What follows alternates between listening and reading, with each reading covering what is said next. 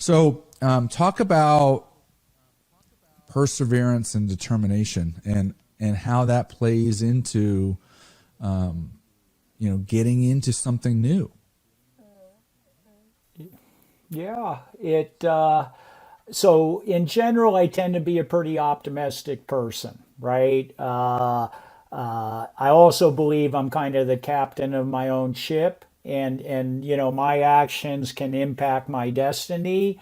If I didn't think that, why would I ever get out of bed, right? If you don't believe your actions can kind of create the life that you want, not that it's going to be easy, and I tend to be a little bit of a plodder, and I'll just keep going. And the other thing I think is with real estate, particularly, it's a long Right. term gig, and if you just stay consistent and determined, you're going to win. You just have to kind of stay on that path, not get distracted. And if occasionally some rough winds come in, you just keep marching through.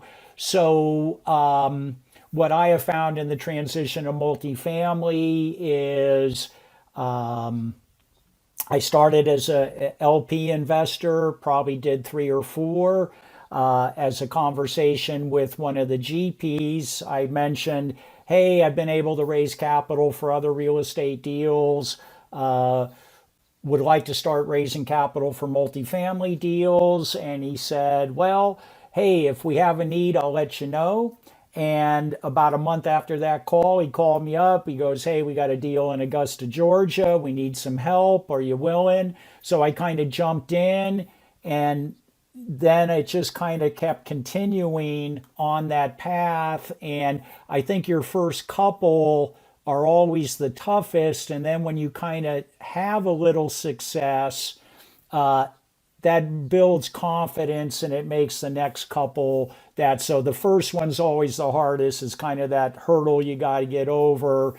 And then you still need to keep moving forward, but kind of breaking through on that first one or two, it then starts to fall Yeah, in place for absolutely. you. I mean, look, you could listen to as many podcasts, read as many books, but until you actually take action and start doing it, there's just certain things that you're just not going to learn, right? And so, getting out and doing that first deal, buying that first, investment home, or that duplex or fourplex, or getting into your first passive deal. I mean, those are all scary things, but then after you do it, it's not as scary anymore. And then you start looking for the next thing.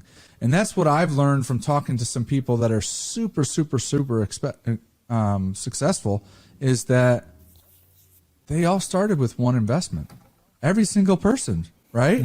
And then Yes. that led them to something else. That led them to something else. That led them to something else.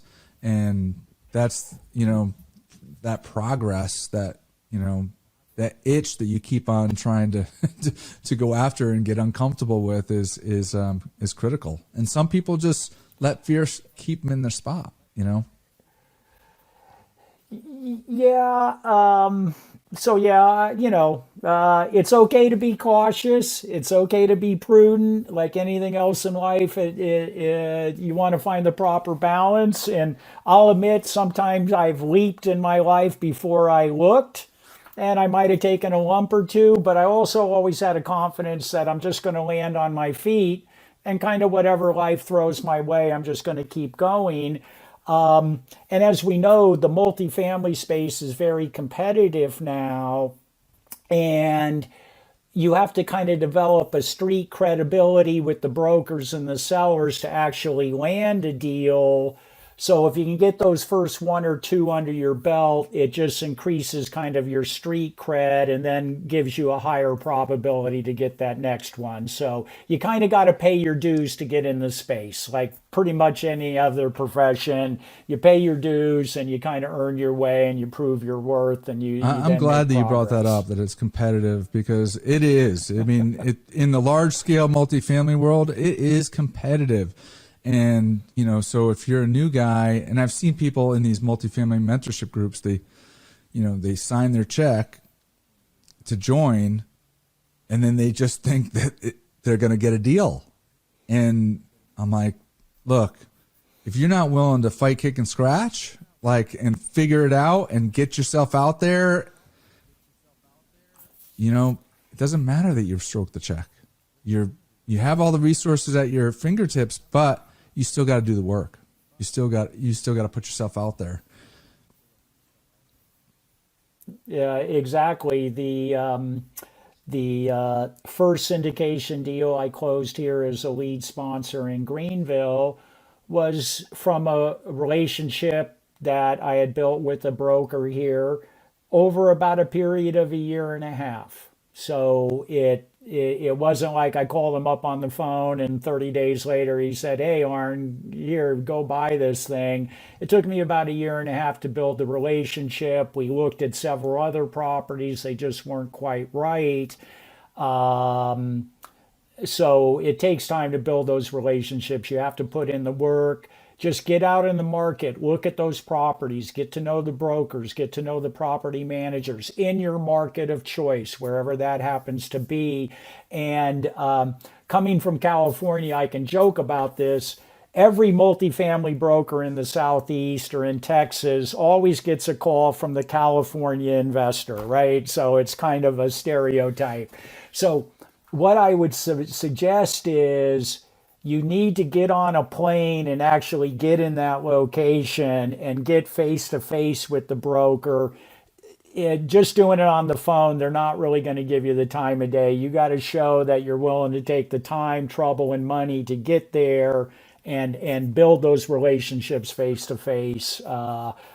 Because trust me, brokers get 50 calls a day about property, and how are you going to stand out unless they've sat down with you across the table? That's a or something? great point. I mean, it's relationship business, and I think on the large scale, you need to partner with somebody who has experience to get your first deal, and so you find somebody else that already has that street cred, and that's the value that they bring. And then you do, the busy work of going out and finding the right deal. And then you bring that person on as a partner. Because otherwise, you, like Arn said, you're going to call these brokers and they're going to be like, "Bob, who?" Like you're just going to get put at the back of the line. And it doesn't matter if you you have a solid deal and you can raise the capital, or if you have the capital sitting on the sideline. I mean, all of that.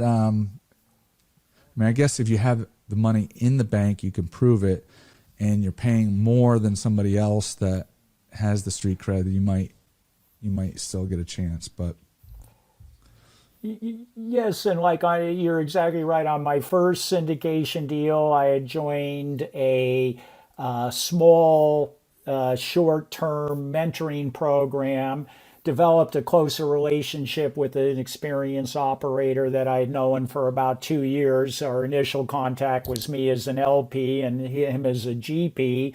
And so he kind of held my hand through the process. We got agency debt. He had agency debt experience. We had the net worth, but we didn't have the agency debt experience. But he helped my partner and I, Brian, along through the deal. He's now been our KP on our second deal. So you need those people in your camp to help bring these deals across the finish line.